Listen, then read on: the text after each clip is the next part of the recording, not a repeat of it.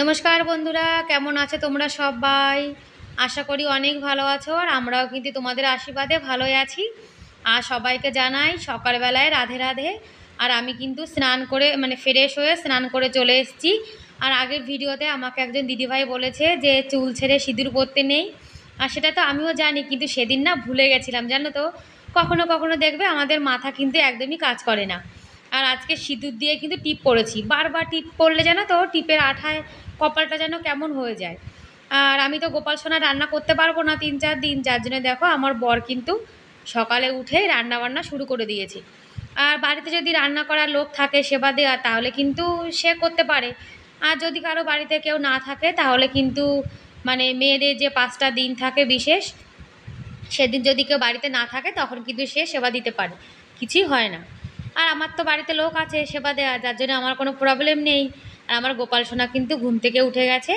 আর এই যে আমি আমাদের যা রান্না বান্না করব সেটা কিন্তু গ্যাসে বসিয়ে দিয়েছি। আর আমার বর তো হিটারে রান্না করছে। আর ছেলের তো আজকে স্কুল নেই, রবিবার, যার জন্য কিন্তু রান্নার অত তাড়াহুড়ো নেই। আর যখন ছেলের স্কুল থাকে তখন কিন্তু আমার অনেকটা যেন তাড়াহুড়ো থাকে।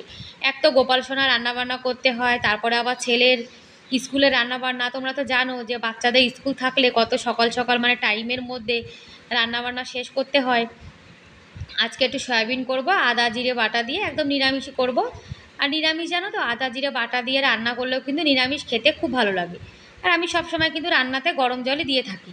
আর বন্ধুরা, তোমরা যারা এখন ভিডিওটি দেখা শুরু করেছো, তোমাদেরকে অনুরোধ করছি প্লিজ একটা লাইক করে কিন্তু ভিডিওটি কন্টিনিউ করো। আর আজকের ভিডিওটি স্কিপ না করে পুরো ফুল দেখো। আজকে কিন্তু ভিডিও লাস্টে আমি আমার রান্নাঘরটার ডেকোরেশনটা একটু চেঞ্জ করব, সেটা তোমাদের সঙ্গে শেয়ার করব। তাই তোমাদেরকে বলছি ভিডিওটা দেখো। এই যে রান্না বান্না হয়ে গেছে, সকালের খাবার দাবার। আর আগের দিনে না দুপুরে কিছু সবজি ছিল, সেটা কিন্তু বের করে নিয়েছি। ওই যে ওল কচু করেছিলাম সেই তরকারিটা। আমি কিন্তু একটা রুটি নিয়েছি, অল্প কটা ভাত নিয়েছি। আর আমার বর তো ভাত খায় না সকালে, যার জন্য উনি তো রুটি খাচ্ছে। আর ছেলে বসে বসে দেখো ফোনে গেম খেলছে। ও কিন্তু ফ্রেশ হয়ে স্নান করে চলে এসছে।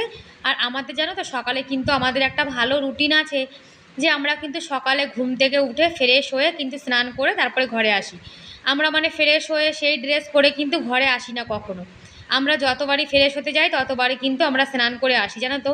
কেননা বাড়িতে গোপাল সোনা আছে, আর গোপাল সোনাকে ছুতে গেলে কিন্তু সবসময় একটু শুদ্ধ হয়ে থাকা উচিত। আর খাওয়া দাওয়া করার পরে জামা কাপড় যা ছিল সব কিন্তু এখন উপরে নিয়ে এসেছি, ধুয়ে দিয়েছি সব।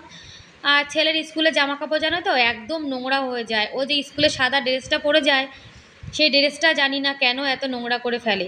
আর বাচ্চা মানুষ দেখবে সাদা জিনিস একটু ময়লা বেশিই করে। আর রোদ্দুরও কিন্তু খুব সুন্দর উঠেছে, এত সুন্দর রোদ্দুর উঠলে কিন্তু জামা কাপড় ধুতে ইচ্ছা করে। আর অনেক দিন তো মেঘলা মেঘলা ছিল, জামা কাপড় একদমই ধোয়া যেত না। আর রোদ্দুর উঠলে কিন্তু মনটাও দেখবে খুব ভালো হয়ে যায়, কাজ বাজ করতেও কিন্তু মন চায়, তাই না?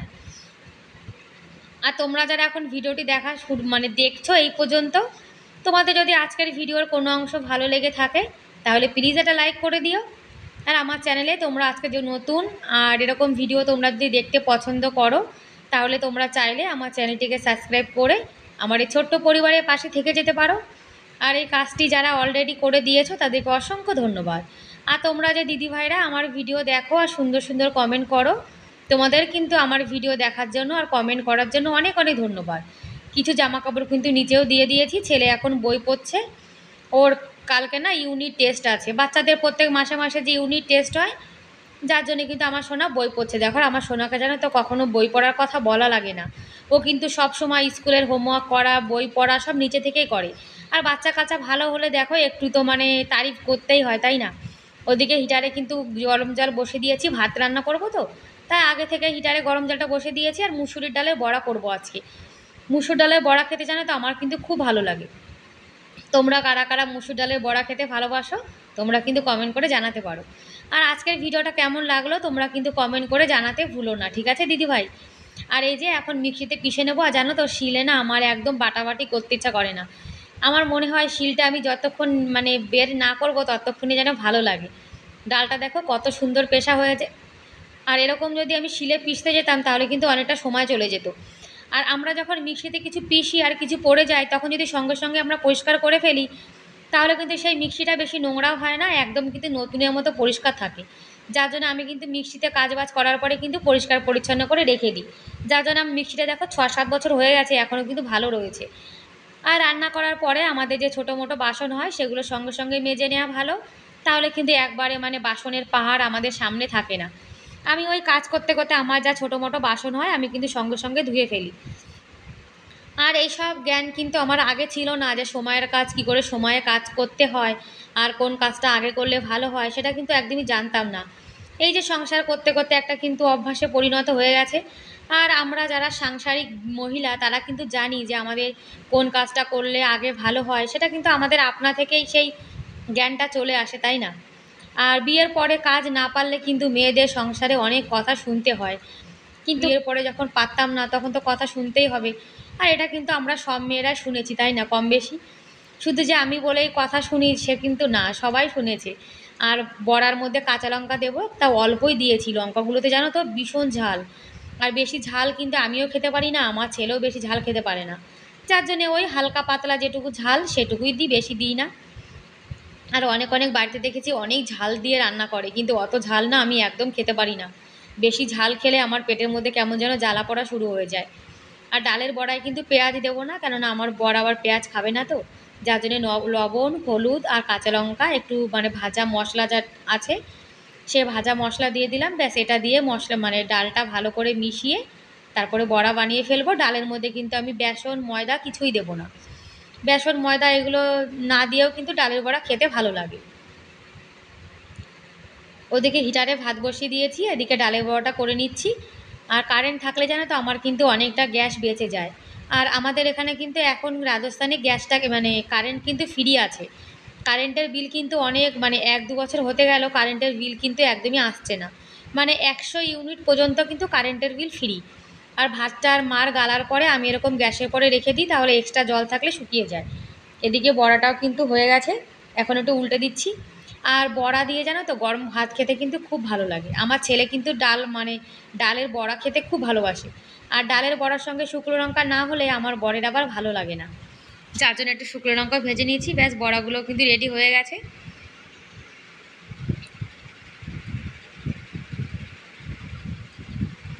এই যে দুপুরের খাবার দাবার, সকালে সয়াবিন আর আমার বর মুগের ডাল করেছিল আর মুসুর ডালের বড়া, এটাই আমাদের আজকে দুপুরের খাবার দাবার। তারপরে দেখো অনলাইনে অর্ডার দিয়েছিলাম একটা, ওই যে মানে কি বলবো ওটাকে, ম্যাট যেটাকে বলে যে বিছানো রান্নাঘরে, সেই টাইলসের মতো কালার সাদা রঙের, সেটা না আমি মিশো থেকে অর্ডার দিয়েছিলাম। আমি কিন্তু ফ্লিপকার্ট থেকে সাধারণত অর্ডার দিয়ে থাকি, এটা মিশোতে একটু সস্তা ছিল যার জন্য দিয়েছিলাম। আর ডেলিভারি জানো তো 10 দিন পরে দিয়েছে। এর থেকে কিন্তু ফ্লিপকার্টের ডেলিভারি অনেক ভালো, তাড়াতাড়ি দিয়ে দেয়। আর দেখো এটার উপরে না একটা কেমন দাগও রয়েছে, তা আমার বর বলছে এটাকে আর পাল্টাতে হবে না, এটাই লাগিয়ে ফেলো। তা ভাবছি যে ঠিক আছে তাহলে লাগিয়ে ফেলি, কেননা আবার অর্ডার দিলে আবার অনেক দিন পরে আসবে। দেখো পুরো মনে হচ্ছে না একদম সাদা পাথরের মতো। এটা রান্নাঘরে লাগাবো। আর রান্নাঘরে এই ম্যাটটা জানো তো যত মোছামুছি করা হয় তত কিন্তু রঙটা একদম উঠে গেছে। আগে তো এটা গোলাপি রঙ ছিল, এখন উঠে দেখো একদম মানে কেমন কালো কালো মতো হয়ে গেছে। আর এগুলো এখন সরিয়ে রাখছি, ওটা বেছাবো তো যার জন্য।